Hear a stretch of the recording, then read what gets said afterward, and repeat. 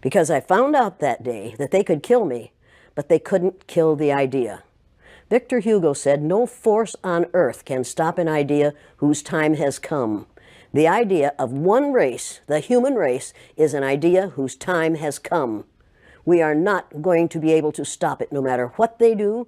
They can elect Trump after Trump after Trump, and that will not stop the idea that there's only one race on the face of the earth. It's the human race, and we are all members of it. You and I are cousins. Now, if you don't like being my cousin, that's too bad for you. But we are all in the same family. We are members of the family of man. You say that all whites are racist. Can you expound on that, please? Any white person who was born, raised, and schooled in the United States of America, if you aren't a racist, you're a miracle. Either that or you decided to educate yourself. Because education in this country is about white is right, brown's all right, black's got to stand back. Yellow's mellow, but whites, we educate in a way that says that white males have done all the adventures, have made all the adventures, have done all the discovering, have made all, everything that is good and has been accomplished according to social studies, which is actually anti-social studies, by white males. It's a lie.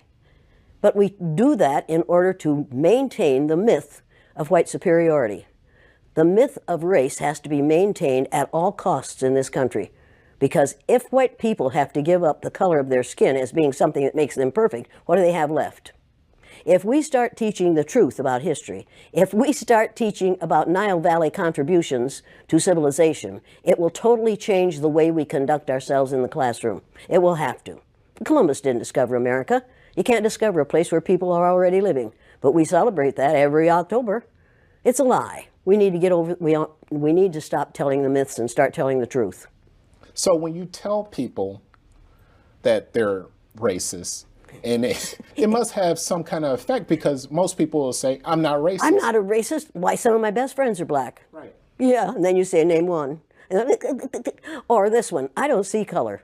And when some woman says to me, I don't see color, I say, I knew that. If you saw color, you wouldn't dye your hair that way.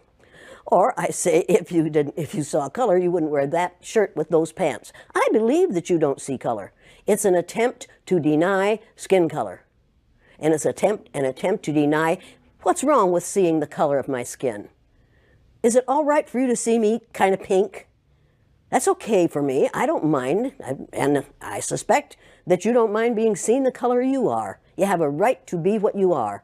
And until people in this country and people in this world get it into their heads that the first modern human beings that evolved on this earth were black women. They evolved in sub-Saharan Africa about 280,000 years ago, and every human being on the face of the earth today has the memory of those black women's genetic structure in their genes. Now, we don't want to admit that, but that's the way it is. And as people moved farther and farther from the equator, their bodies produced less and less melanin, so their hair, their skin, and their eyes got lighter. As they moved into the east, they ate a lot of fish and a lot of vegetables, so their skin took on a different tone. I found that out when I was raising little kids. My husband worked in a supermarket. He was the head of the produce department. And they had lots of oranges that they couldn't sell, so he'd bring them home. And I was feeding my kids orange juice like you never saw in your life. They began to have an orange cast to their skin. I thought they had a liver problem. So I took them to the doctor, and she said, what are you feeding these kids? I said, well, lots of orange juice. She said, stop it if you want them to stop being orange. Now, if you think that skin color isn't anything other than the body's natural reaction to the natural environment, get over it. So if all white people are racist, according to you, can they be reprogrammed? Well, of course they can. Of course they can. Of course they can be. It's called education. I'm an educator. The word educator comes from the root duc dus, which means lead, the prefix e, which means out, the suffix ate, which means the act of, and the suffix or, which means one who does. An educator is one who is engaged in the act of leading people out of ignorance. Now, I know you can change them. The second year I did the blue-eyed, brown-eyed exercise in my classroom, it was filmed by the Canadian Broadcasting Corporation. They gave me a copy of that film. I showed it to my father. My father was about 59 years old at the time. He's been a farmer all his life. He raised six kids, lost one, raised six.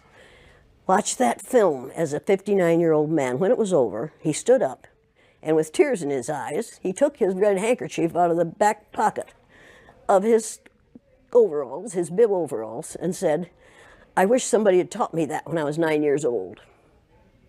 Nobody had dare say to me, "This doesn't work. This is too harsh. This isn't necessary. You can't teach an old dog new tricks because they're wrong." You can teach an old dog new tricks. You can teach people to give up the myth of racism. Somebody taught the Greeks to give up the myth that the sun was a god in a golden chariot that went across the sky every morning. They believed that for hundreds of years. We have believed the myth of 3 or 4 races, different races in this country, for long enough. 572 years or something like that is enough of that. It was a lie to begin with, and it's a lie.